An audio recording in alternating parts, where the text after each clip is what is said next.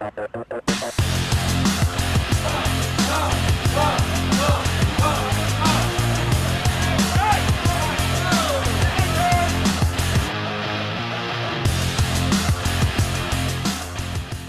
right, Cody Bennett here from OFPRclan.com. I'm here with the great Mr. Allen. Mr. Allen is in the process right now of, I wouldn't say working on, because we're playing the beta right now at Quakecon, and it's amazing. Takedown. Why don't you give us a little bit more insight on exactly what Takedown's all about? Yeah, so Takedown Red Saber is a squad-based hardcore CQB tactical shooter that's going to be coming out this fall on PC and Xbox 360. And we've been working on it since last year. We ran a Kickstarter that was successful. About 5,000 people donated to the cause. So it's been a pretty exciting ride. You know, we started up a studio. My background's in AAA development, so I was creative director on Ghost Recon and Halo Reach, and decided to do something for the gamers that want that kind of hardcore, realistic CQB experience that's really not out there today. So. And as we were playing, I mean, when he says hardcore, he's not kidding at all. It's, if you see them, you're probably dead already. The team tactics that you use, the peeking, the way you guys have your characters lean, it's a lot different than a lot of these other games. And a lot of that I didn't even know that you guys had, what was it, fear under your belt. That was the very first thing I thought with the peeking. And are the mechanics similar? Did you guys feed from fear with the cornering? Not really. It was really kind of an organic growth. I mean, our producer worked on the fear team, and our core artists actually came from Zipper. Okay. So we're all shooter devs. We've shipped billions of dollars of shooters, literally. And so. We really know intrinsically how to make a good, solid shooter. Yes. And with that team, I can basically kind of let them go. And it was like, we want to do lean and peek. And, we didn't want to do the sticky cover system that most Unreal games use. Although, actually, we use that system for our AI. So, not in the build that you played today, but our AI can stick to cover and lean around. And so they do a lot of that stuff as well. We knew the community wanted a lean and peek system. And so that combined with the weapon up, weapon down collision really came together in kind of a fluid system. So we're really excited about it. And I was very surprised. The very first thing that I noticed when I went up to a wall and tried to peek out is that my gun is missing and I can't look around the wall. And when you explain that, I can't think off the top of my head very many other games that have that. That blocking. It's pretty rare, and it's funny because part of it came about as fixing bugs when you're like, well, the weapon sticks out of my collision and it sticks into the wall. Like, how are we going to fix this? And it's like, well, why don't we just lower the weapon? And then so we actually accurately modeled the length of the weapon. If you had a suppressor to the weapon, that's going to extend that length. Right. And it's a really nice game balance system with the way everything works together with bullet penetration based on the ammunition that you choose, the length of the weapon when you're running into things. So if you're trying to run around a CQB map with a big sniper rifle with the suppressor on it, which guys here keep trying to do, I don't really get it. That guy that's got the MP5K, he comes around that corner, he's already up and rocking and rolling. Meanwhile, you're fumbling around, running into stuff.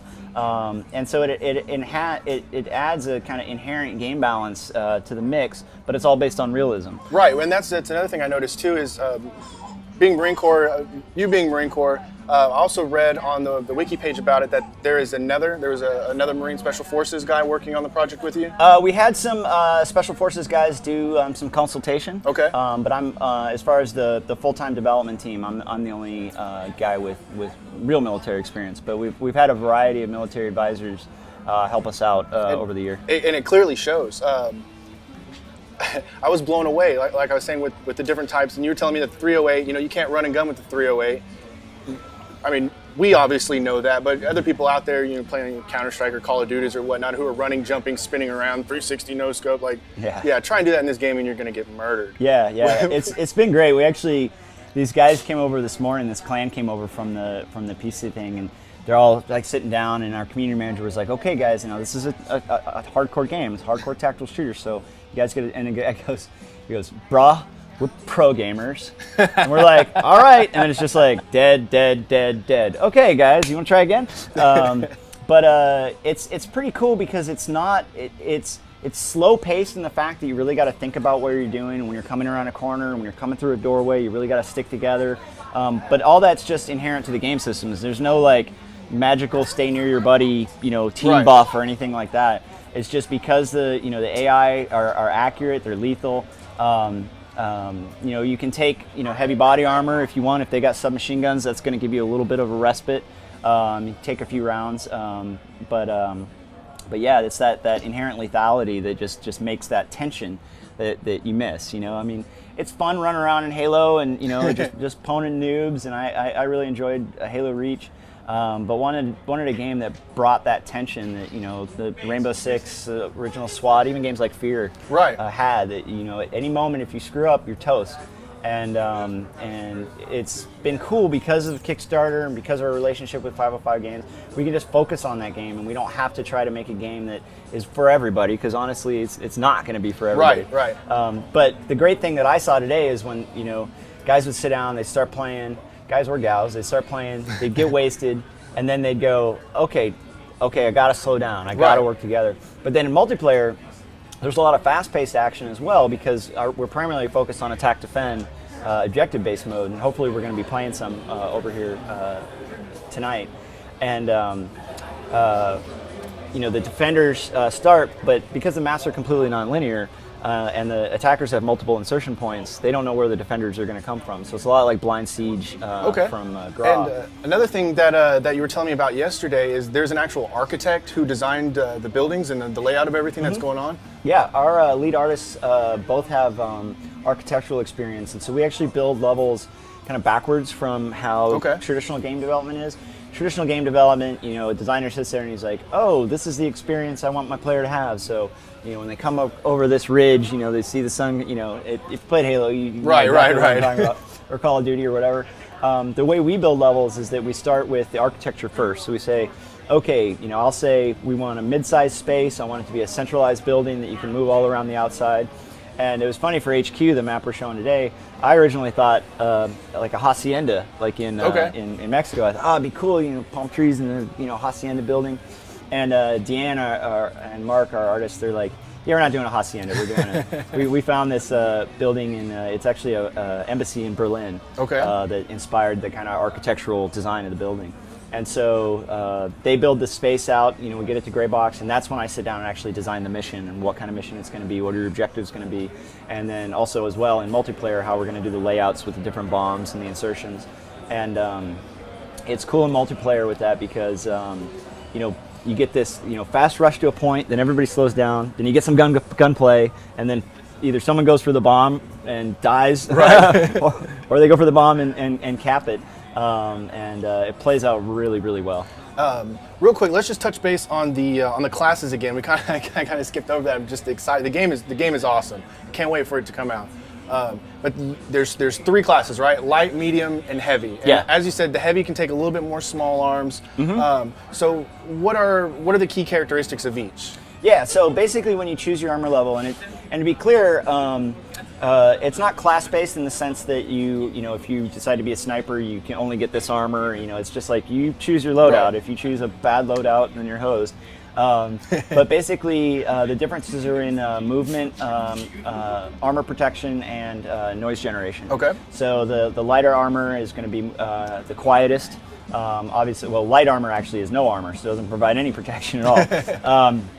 And then you step up to mediums, kind of in the middle as far as noise generation, has a little bit more protection, kind of a level 2 vest with a, what are they called? Little strike plate, yeah. Okay. And then the heavy, you got the full-on, entry team armor, but you can't sprint if you're using heavy armor, or if you get shot in the leg. Right.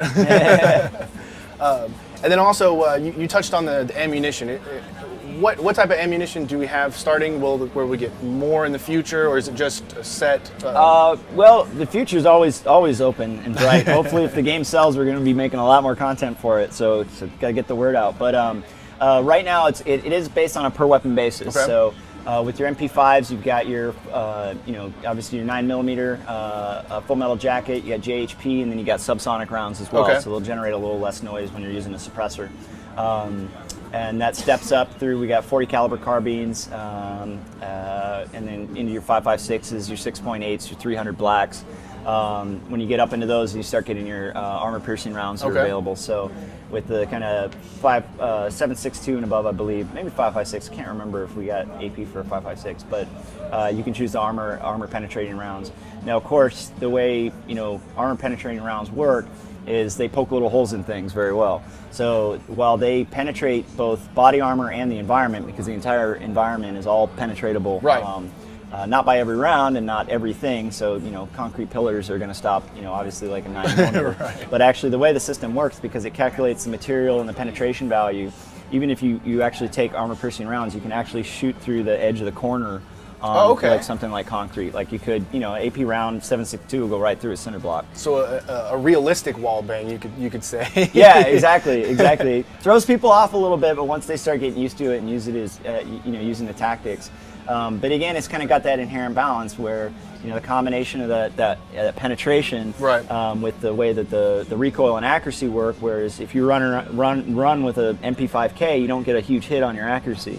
Try to run with a 7.62, right. 22-inch barrel, with a suppressor and a scope on it. And every little twitch counts. Yeah, at that exactly.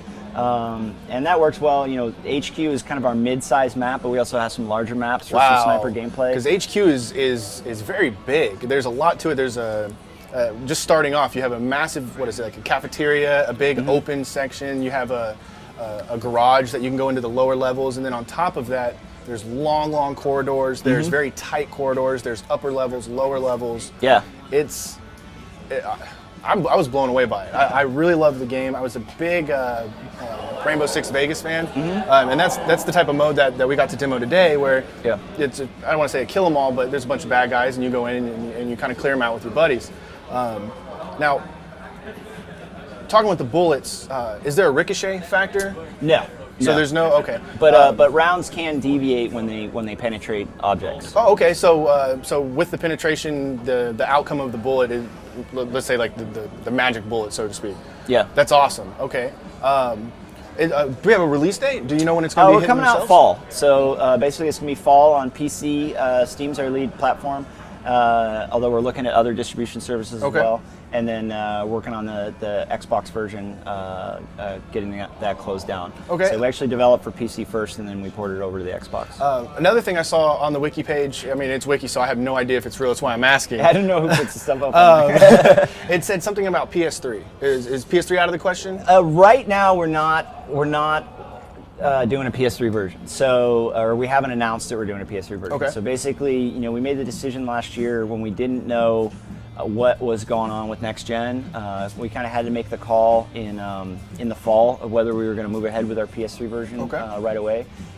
So we kind of made the decision for PS3, Xbox One, and PS4 kind of all at the same time. Like, can we do that? Should we do it? We had no idea what was going on with the consoles, but we knew what PC would be, and we knew where Xbox 360 would be, and straight up, it's transferring Unreal onto Xbox because it's essentially a PC. It's a lot easier than putting it on PS3. Okay. So basically, once we get this out the door, and get it in people's hands, then we'll start looking at what other platforms we want to look at. Okay. And then just one more thing I need to confirm. Now you said that PS4 or PS3 wasn't on the table, but it said that with the Xbox, there was talk of making it a third person only versus just a first person. Yeah, we talked about that and basically put it out to the fans because, a lot of our fans came from the Ghost Recon community, which of course went third person after, over the shoulder after the first one. But Xbox gamers in general, they spoke with a voice and they said they wanted first person. Awesome. And so, we listened to them and when we get to PS3, we'll be reevaluating that because most PS3 gamers, come from the SOCOM community. Right, which is, like you said, over the shoulder. Yeah, more of an over-the-shoulder view. So, we'll have to look at, the engine inherently supports third person. We actually have, we could turn on third person. We're not gonna, but so that people, so it's a level playing field, so people aren't, using it to look around corners and stuff like that. So. And then one question, final question before, I know you got to go, you're a busy man. Once again, thanks for the interview. Yeah, no problem. Will it support Oculus? Not at launch. Okay. So Unreal integrated the Oculus support, I think early this year. Okay. And we're on a little bit older code base from late last year. And when we looked at integrating the new code base for Oculus support, it was just too risky. And so basically, once we launch, depending on how Oculus does, we can look at maybe patching that support in. Awesome. Well, Mr. Allen, thank you very much for the interview. All right, thank you. Adios. Take it easy, guys.